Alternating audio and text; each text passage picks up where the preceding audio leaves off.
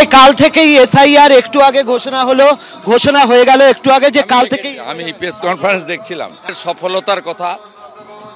বিএলওরা তিনবার বাড়িতে যাবেন বলেছেন এবং এটা নতুন নয় বলেছেন, এর আগে একাধিকবার হয়েছে বলেছেন।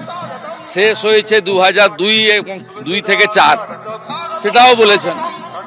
অর্থাৎ স্বাভাবিকভাবে পশ্চিমবঙ্গে মৃত ভোটার, অবৈধ বাংলাদেশি অনুপ্রবেশকারী মুসলিম ভোটার যারা অভারতীয়, ভুয়া voter, triple entry, double entry, এদের বাদ যাবে। এটা ভালোই। পরিচ্ছন্ন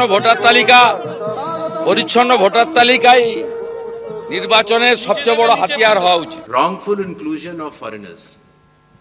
कई बार अगर किसी व्यक्ति ने, जो कि हमारे देश का नागरिक नहीं है, और आने के बाद अगर उसने कुछ कागज बनवा लिए हैं, तो आपने नोटिस किया होगा जो हमारी प्रेजेंटेशन थी कि सबसे पहले इन्यूमरेशन फेज में हम ये मिलान करेंगे कि 2002, 3 या 4 में आप या आपके वरिष्ठ जो वंश के लोग थे वो कहाँ थे। अगर उससे मिलान हो जाता है तो फिर ये बात खत्म हो जाती है। जो लोगों का मिलान नहीं होगा उनको नोटिस जारी होगा, और नोटिस जारी होने के बाद उन्हें वो कागज़ दिखाने होंगे, और उसके साथ साथ ये भी बतलाना होगा कि 2003 में वो कहाँ थे।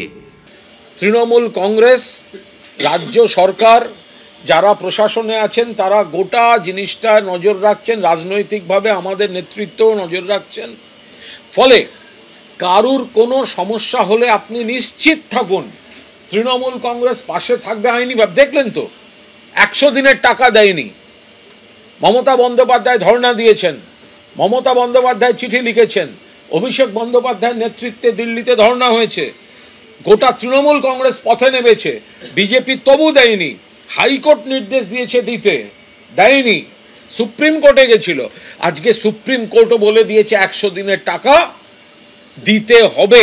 অর্থাৎ এসআইআর এর ক্ষেত্রে আমরা বলছি, আমরা কিন্তু আইনি পথে যদি কোনো অন্যায় অবিচার কারুর উপর হয়, কেউ কোনো রকম প্ররোচনায় পা দিয়ে কোনো এলাকায় এমন কোনো কাজ করবেন না যাতে বিজেপির রাজনৈতিক প্রচারের হাত শক্তিশালী হয়। মমতা বন্দ্যোপাধ্যায় মাথার উপর আছেন, অভিষেক বন্দ্যোপাধ্যায় পাশে আছেন, গোটা তৃণমূল কংগ্রেস আপনার সঙ্গে আছে।